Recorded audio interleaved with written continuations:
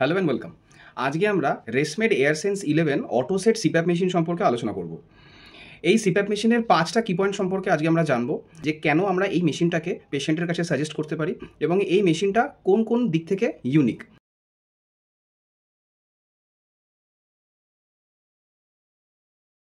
তো ফার্স্ট যে আমরা পয়েন্টটা নিয়ে আলোচনা করব সেটা হচ্ছে স্পেশালাইজড ব্রিদিং অ্যালগোরিদম মেল এবং ফিমেল ফিজিওলজি অনুযায়ী এই মেশিনে সিলেক্ট করা যায়।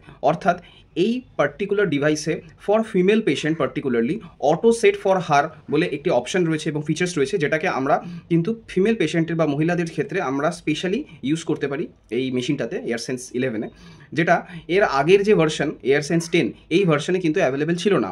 এবং সেই ক্ষেত্রে অটো সেট ফর হারের ক্ষেত্রে অন্য একটি মডেল যেটাকে আলাদা করে ইউজ করতে হতো ফিমেল পেশেন্টের ক্ষেত্রে। এয়ারসেন্স 11-এ কিন্তু এই ধরনের কোনো রকম রিকোয়ারমেন্ট নেই।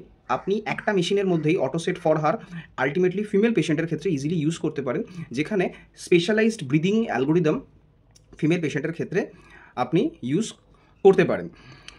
সেকেন্ড যে পয়েন্টটা নিয়ে আমরা আলোচনা করব সেটা হচ্ছে রেসমেড এয়ারসেন্স 11-এ পার্টিকুলারলি টাচ স্ক্রিনের একটা ফেসিলিটি রয়েছে, যেখানে আমরা এর আগের মডেলে দেখেছি যে রাউন্ড ডায়াল বাটন দিয়ে আমরা অপশানগুলোকে সিলেক্ট করতাম। রেসমেড এয়ারসেন্স 11-এ কিন্তু এটাকে আপগ্রেড করে টাচ স্ক্রিনের একটা ফেসিলিটি দেওয়া হয়েছে। থার্ড যে পয়েন্টটা নিয়ে আমরা আলোচনা করব সেটা হচ্ছে ব্লুটুথ কানেক্টিভিটি। অর্থাৎ এই মেশিনে আমরা সেলুলার কানেক্টিভিটির পাশাপাশি ব্লুটুথ কানেক্টিভিটিও আমরা অ্যাভেলেবেল পাচ্ছি। অর্থাৎ মাইয়ার অ্যাপসে আমরা ব্লুটুথ অ্যাভেলেবিলিটি আপনার অ্যান্ড্রয়েড এবং আইওএসের ক্ষেত্রে আমরা অ্যাভেলেবেল পাচ্ছি, ফলে খুব ইজিলি রিপোর্ট আমরা অ্যাক্সেস করতে পারবো। 4 নম্বর যে পয়েন্ট আমরা নিয়ে আলোচনা করব সেটা হচ্ছে over the air software update facility, যেটার মাধ্যমে আমরা রেগুলার সফটওয়্যার আপডেটের একটা অ্যাভেলেবিলিটি এয়ারসেন্স 11-এ আমরা পাবো, যেটা খুবই দরকারি বলে আমাদের মনে হয়। ফিফথ পয়েন্ট যেটা হচ্ছে এর ওয়েট, অর্থাৎ এয়ারসেন্স 11-এর যে বডি ওয়েট এয়ারসেন্স 10-এর থেকে অত্যন্ত কম, ফলে easy to carry, easy to access, খুবই সুবিধাজনক।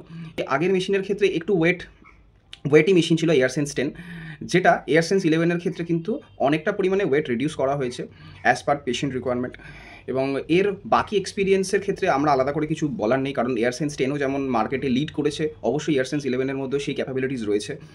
বাট এই 5টা পয়েন্ট যেটা এয়ারসেন্স 11-এ আপগ্রেড করা হয়েছে, তো 5টা পয়েন্ট কী কী হচ্ছে? ফার্স্ট অফ অল যে পয়েন্টটা আমরা বললাম সেটা হচ্ছে specialised breathing algorithm auto set for her, এই মোডটা মেশিনে ইনক্লুড করা হয়েছে।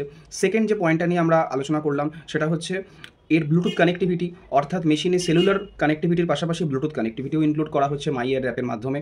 থার্ড সেটা হচ্ছে লাইট ওয়েট, অর্থাৎ খুব হালকা, ওয়েটের দিক থেকে অত্যন্ত হালকা করা হয়েছে, slick design. Fourth, touch screen display এটাতে ইনক্লুড করা হয়েছে, ফলে আরও বেশি অ্যাক্সেস ইজিয়ার হয়েছে। ফিফথ, OTA অর্থাৎ over the air software update facility আমাদের এই এয়ারসেন্স 11-এ ইনক্লুড করা হয়েছে, যার মাধ্যমে আমরা কিন্তু অনেক বেশি মেশিনে আরও বেশি ফেসিলিটি, ফিচার্স এবং কমফোর্ট পেশেন্ট কিন্তু এক্সপিরিয়েন্স করবে। সুতরাং আমার এন্ড থেকে এয়ারসেন্স 11-কে অলওয়েজ আমি বেস্ট রেসমেডের এন্ড থেকে ইনোভেশন বলবো, যেটা পেশেন্টের ক্ষেত্রে অনেক বেশি আইডিয়াল এবং প্রয়োজনীয়। Thank you so much.